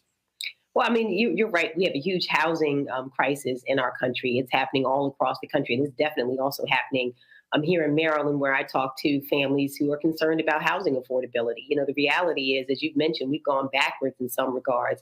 You know, my parents, who married at 22 and 23, and neither of my parents had the opportunity to go to college and to reach the levels that we're talking about. But they, after 5 years, could afford to buy a modest home. That's no longer, the expectation of so many of our kids. What I've done here in Prince George's is to really prioritize growing the stock of affordable and workforce housing. In fact, we have preserved or created 5,000 units of workforce and affordable homes just since 2020. Now, what we've done is to do that through some creative tools. We've created here a housing investment trust fund. We've also done the right of first refusal. You mentioned developers. Part of what we've done is to ensure that in the areas where we see growth and investment, we've worked with developers to cap the increase in rents in certain properties to ensure that people can continue to afford to live in those areas, even as we make additional economic investments. I agree, as we talk about moving forward, with what Vice President Harris has proposed in terms of offering also incentives, $25,000 incentives. She's proposed to help first-time home buyers. But I have to tell you that I think that one of the areas we have to also really focus on is just increasing income. Economic opportunity is going to be a priority for me. It has been as county executive. It's the reason that I worked hard to attract the national FBI headquarters to Prince George's County so we could have cybersecurity and technology jobs and really make sure that we're growing wealth in our communities. I think that's going to be critically important. It's going to be creating the housing stock. And I think we also just have to continue to focus on creating jobs. And Prince George is here, and this is something I'll do across the state. We have created more businesses than any county in the state of Maryland. We've also created more jobs. This is going to be important. Things like that bipartisan infrastructure bill that will allow us to bring roads, bridges, internet, and to really help us to attract businesses and to grow our economy is going to be most important. Not only to helping people afford the cost of living, but that's the way that we grow wealth and help us to be able to afford the cost of assuming home ownership. We want people to be home owners. That's the point. And working to make sure that happens means we have to continue to work to really increase the bottom line for most families, for more and more. You talk about the issue of wages. The economics is a huge issue. When you look at Baltimore, when you look at other cities around the country, you see folks who are left out of this particular economy as well. We hear this a lot in terms of young Black men and others. And so what exactly can a U.S. Senator do when it comes to public policy to help spur not only investment, but really growth in these areas that have been largely forgotten? People are complaining about gentrification. They complain that, even if you look at these opportunity zones, developers come in, get tax breaks, but they really don't actually help the people who live there. And so speak to that again, creating those opportunities as a U.S. Senator. Yeah, well, so I first of all, I'm really glad that I'm going to have some good partners here. Governor Westmore is a really great partner. Our other federal representatives are really great partners. And talking about what we must do is, again, to attract the kind of infrastructure dollars here that help us to grow the economy. And I'll give you a great example. This is the reason we cannot elect, for example, my opponent, who sent back $900 million, if you can believe this, to the federal government. Those dollars have been designated for the Red Line in Baltimore to create the kind of transit hub that would have allowed us to not only attract business, but to also help people get to economic opportunity. And in the former governor, he literally sent back $900 million to the federal government and canceled the Red Line project. That's what I will not do. I'll be instead working with Governor Moore, working with Senator Van Hollen and our other delegates, Congressman Mfume, to continue to bring to our state the kinds of investments that will allow us to attract business and to grow it. So that's what how was that red line going to actually help workers? Because again, when people hear that, it's like, okay, they hear the project, but what would that have done for regular ordinary folk? Well, what workers need are jobs, and having the red line helps to attract businesses. And businesses come to places where they see in other words, what happens is the public investment spurs private investment and causes the businesses that we want to come to us to come. And it furthermore allows the workforce the opportunity to access those opportunities as well. And that's what the red line would have done, is to create the kind of transit that would have allowed people to gain accessibility to places where the jobs are, and would have also encouraged businesses to come. That's what we want, is that kind of public investment that then encourages also private investment. We want companies to be bringing their jobs and opportunities to Maryland. When we talk about HBCUs, a lot of people, we look at the investment in HBCUs, people just look at the institution themselves, not realizing it's also impacting the areas around those HBCUs. You've got 4 in Maryland. We know, of course, the settlement that was signed after 13 years of a lawsuit. But one of the areas that HBCUs really need greater assistance with is research and development, federal grants, a lot of those dollars. And so what is your plan to drive more of those federal R&D projects to the 4 HBCUs in Maryland? I think we have such a great opportunity. As you mentioned, we have some wonderful HBCUs in Maryland who are doing great things. I think about Bowie State University and the innovation hub that they have developed. Dr. Bro has done a beautiful job there. We'll be working to attract both state and federal dollars to help grow the innovation hub that they're building at Bowie State University. I was recently last week at the University of Maryland Eastern Shore, where they have a tremendous aviation program, and we'll continue working with them to create the kind of partnerships. We have so many opportunities we have in the state of Maryland, NASA and other federal agencies, where I think we can have wonderful partnerships to help grow Morgan State University. I've been on that campus working as well. So we have lots of opportunities. So our HBCUs are doing great work, and just working to make sure that we are attracting the kind of funding back, both from the federal government and, again, working with our state partners to grow it. Is going to be important, and it's something that, again, I have experience doing.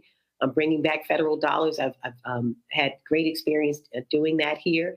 The FBI is one example of it, but also just increasing funding around transit and other things I've done here at the New Carrollton Metro, about $100 million in new dollars in just the last 2 years. But working with our HBCUs and universities around Maryland to grow things like quantum computing is going to be a part of what I'll be really centering. Again, it's all around creating economic opportunity, but creating that pathway for all of our universities, and our HBCUs are a big part of that.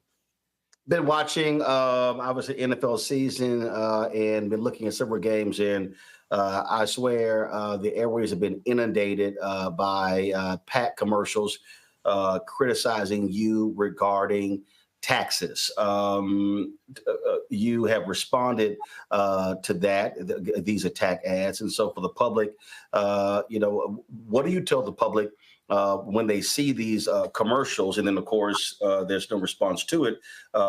Again, somewhere from $18 to $20 million the PACs are dumping into Maryland to bring you down. And so how do you address that particular issue? I think the public can see that these are very misleading ads. The fact of the matter is I've always paid my taxes.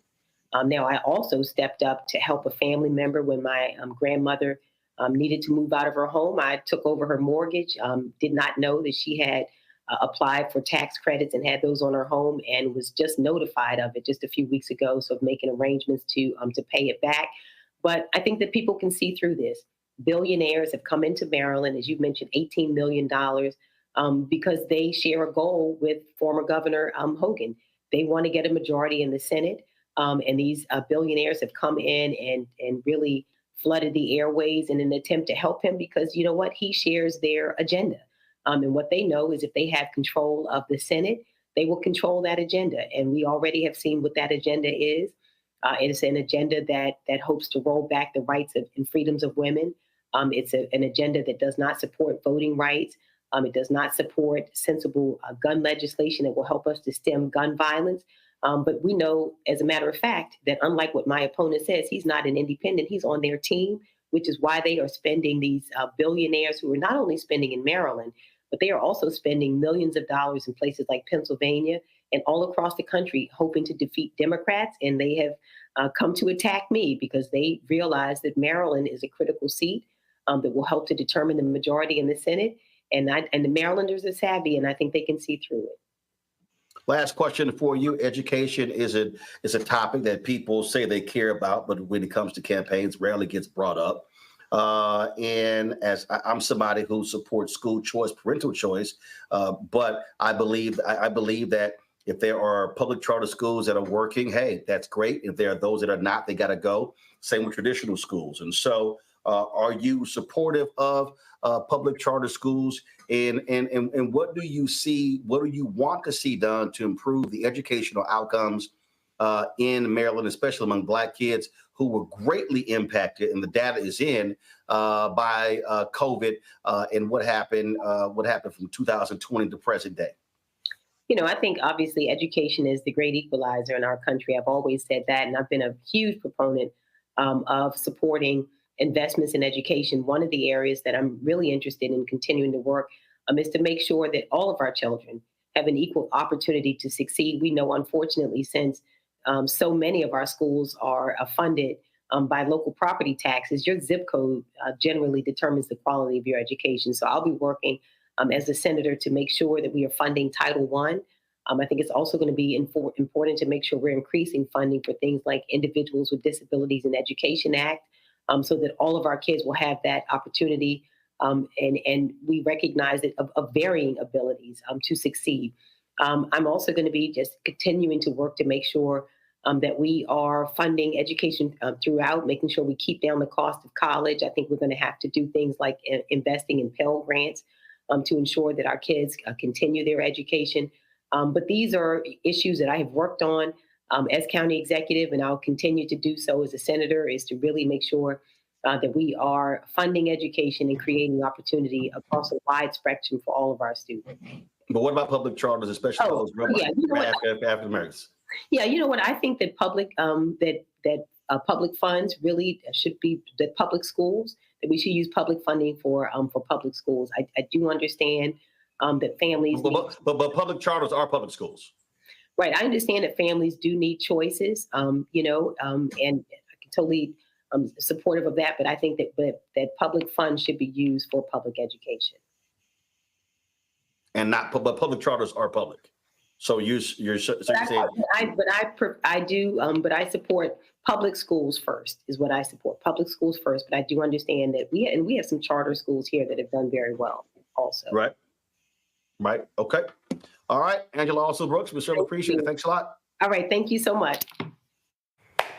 Obviously, this is a hugely important Senate seat. Avis, it's really tighter than what Democrats had hoped. And again, Republican PACs are dumping a lot of money. You can't watch a football game without seeing 5, 10 ads constantly.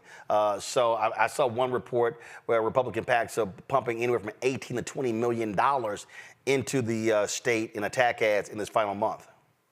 Absolutely. Well, they're trying to make sure that the Republicans are able to get control of the Senate again. I mean, this is, in many ways, as it relates to the Senate, who knows, Maryland might be this year's Georgia, right? We might be that state that really makes the consequential difference with regards to whether or not the Democrats can at least in some way maintain control of the Senate.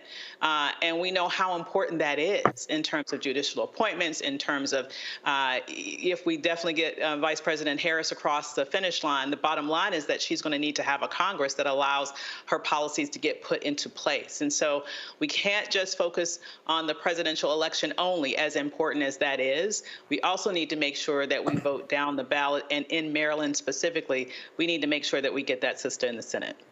It is going to be, I mean, again, I look at several different polls, Julian, showing Alsobrooks up by 4 to 5 points. Again, that is a margin that Democrats would prefer to see anywhere from 8 to 10 points, definitely double digits. You know, Maryland has always been Democratic, and Larry Hogan, on the other hand, is a very popular kind of bipartisan figure. Now, people have to look at what he actually says. I mean, what he does, not what he says. You know, he flip-flops on choice.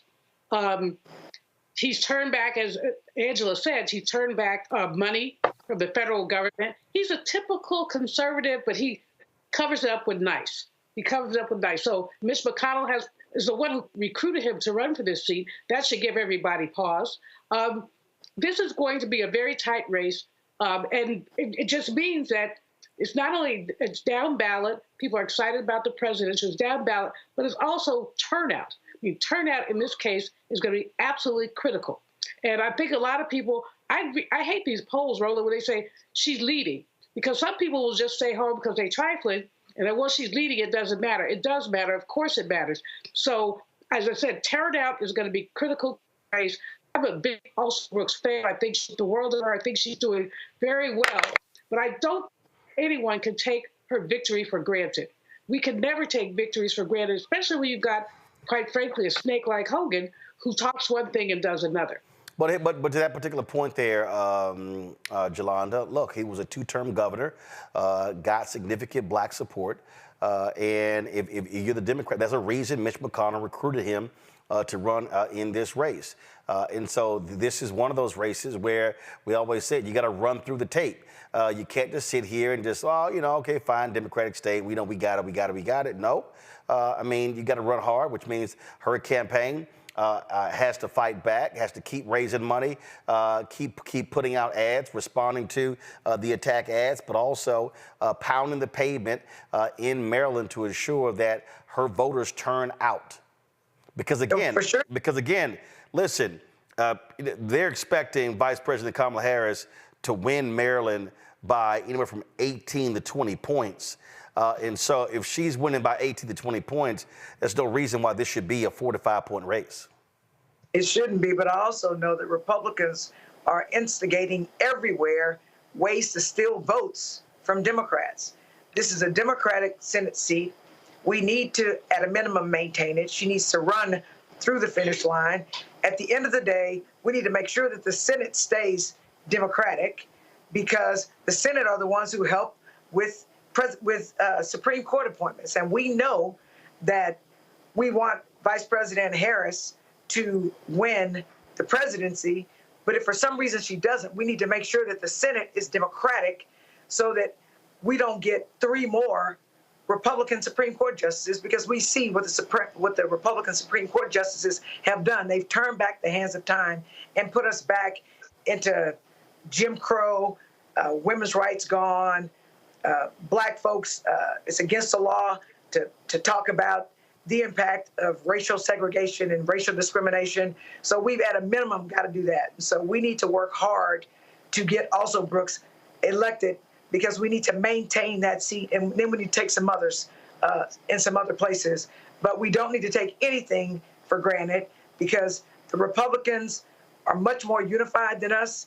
And what I'm looking to see is if we are going to fight as hard to win the presidency, the House, and the Senate, right, or do the Republicans, and I mean voting all the way down ballot, all the way down ballot to the local dog catcher, if that's on the ballot.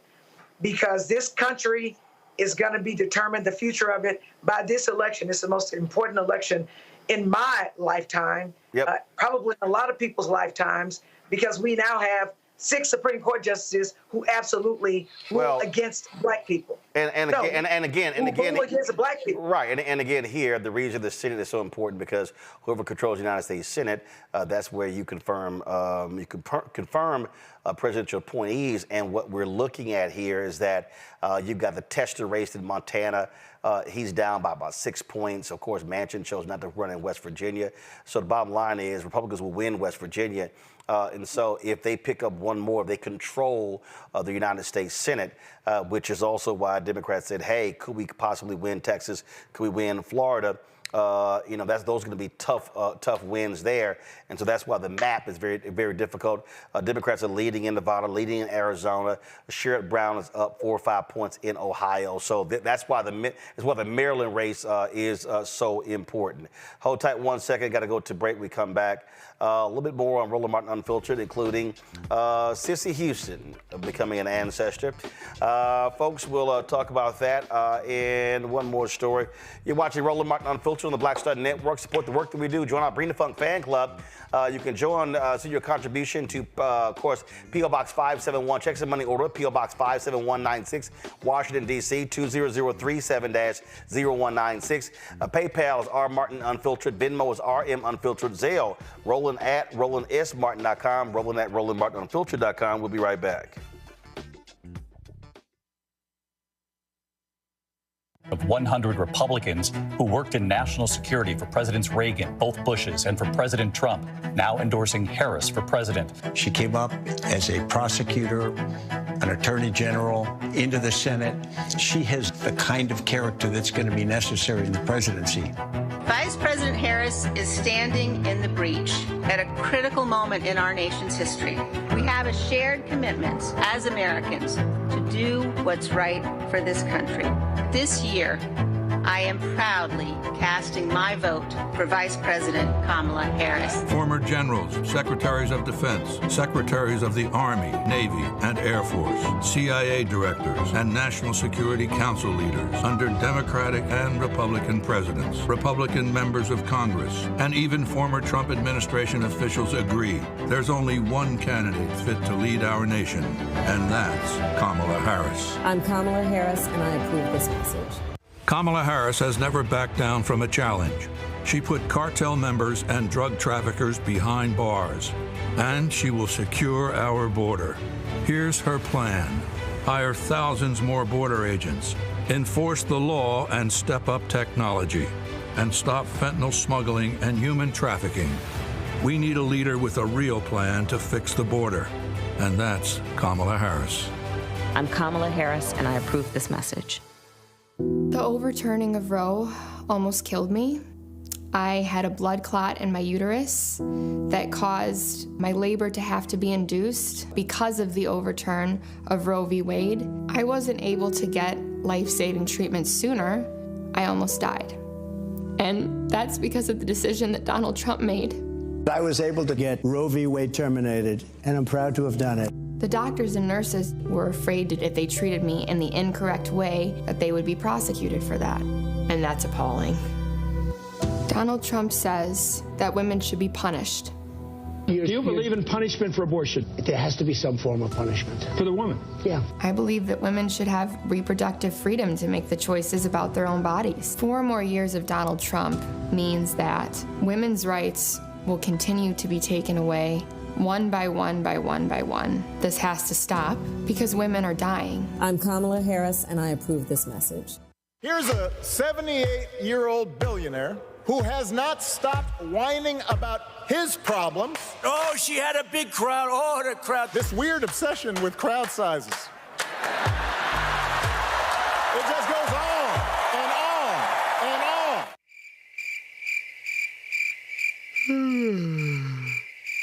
America's ready for a new chapter. We are ready for a President Kamala Harris. I'm Kamala Harris, and I approve this message.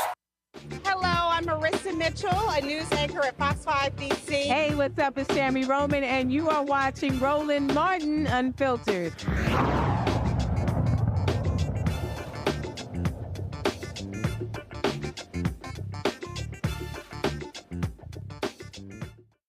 Vice President Kamala Harris's interview with Alex Cooper, the host of the Call Her Daddy podcast, dropped yesterday. During the interview, Cooper asked Harris about comments made by Arkansas Governor Sarah Huckabee Sanders regarding her and being humble and, because she don't have biological children. Ooh, I just love this clap back. I want to ask you a question because again, in speaking about women, there has been a very big fixation on biological children, stepchildren, women that have children versus women that don't have children. It's like a huge point somehow of this entire election, right? I saw the governor of Arkansas said, "My kids keep me humble." Unfortunately, Kamala Harris doesn't have anything keeping her humble. How did that make you feel?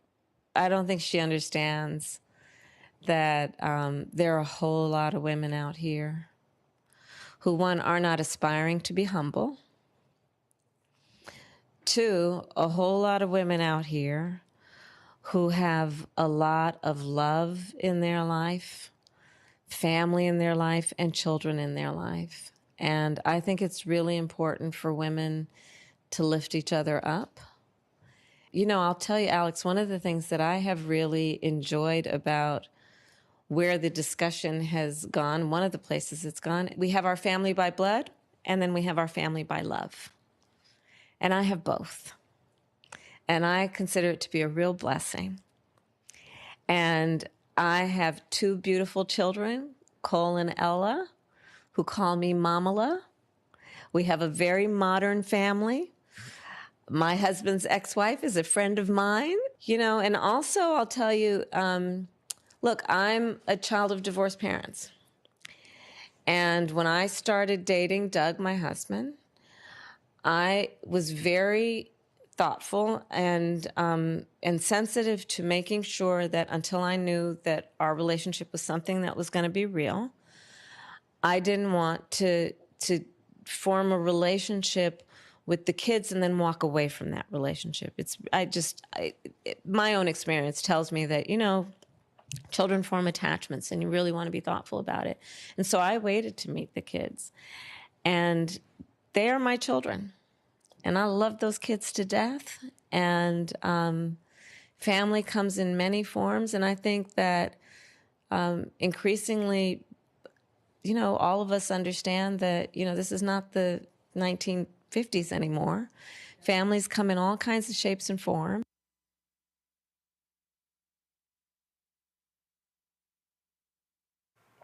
All right, folks. That's the full clip, or did it just freeze? What happened?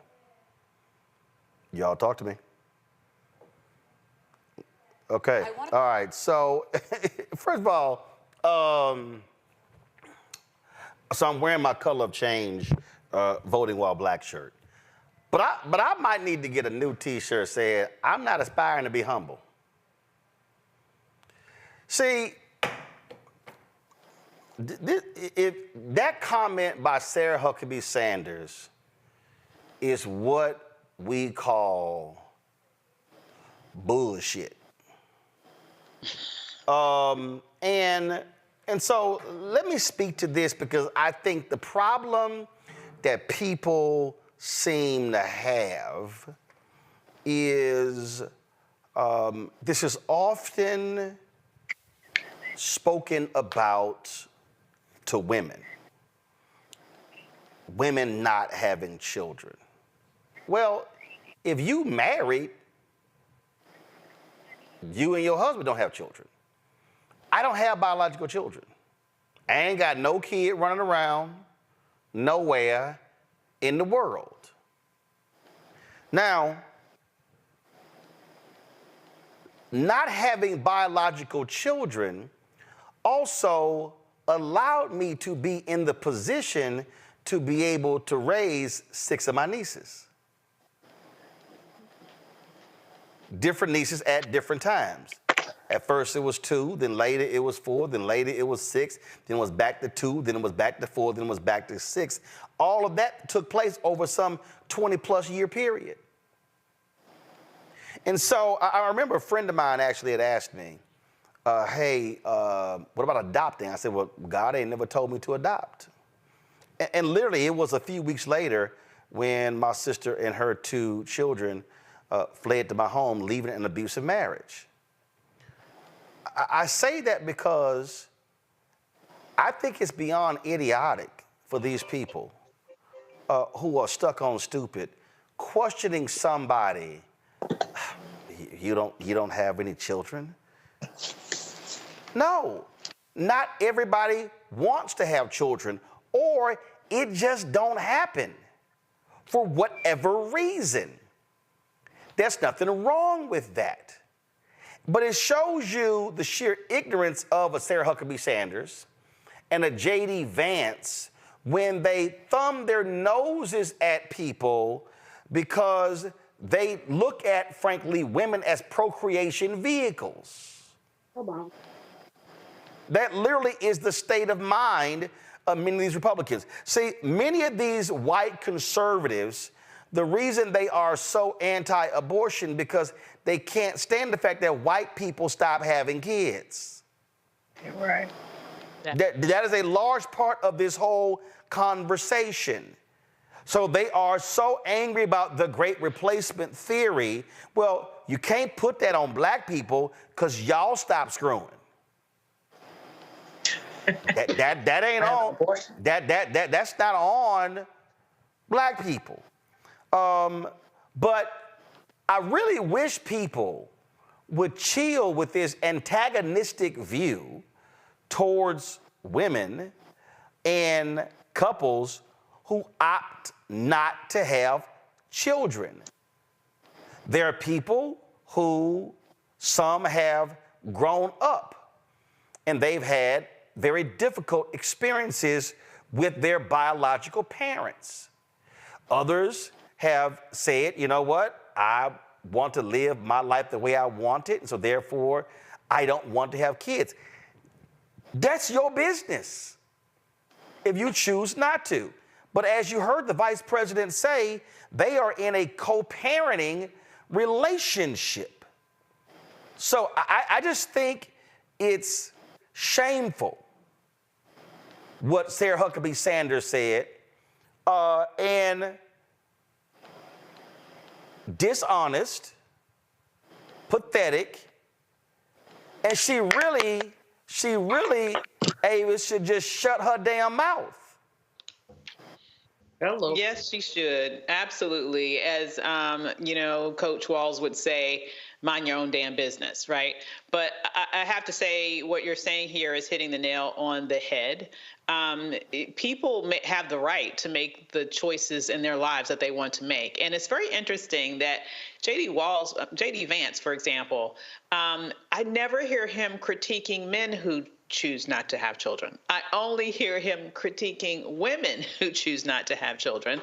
I think it's completely tied to this great replacement theory, because the challenge for them might not be necessarily that white women are only having less children. It might be that the white women are having less children with white men, because when they have children with other men, they are no longer white, okay? So I'm just saying all that to say, mind your own damn business, and people have the right to choose or not to choose to have children, and that is their say.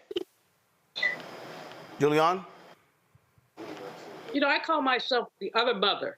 I don't have children. I didn't want children. I'm too mean to have children. I know that.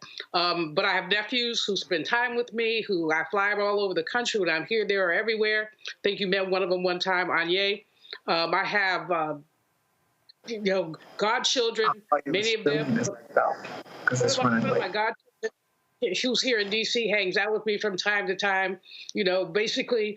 And I've got, so many young ladies who went to Bennett, and our friends, a young lady just named her child after me, Julianne White in Houston, Texas. So, we nurture in the ways that we're comfortable nurturing. But it should not be about politics. This should not be raised in a political context. Sarah Huckabee Sanders has always been a little off.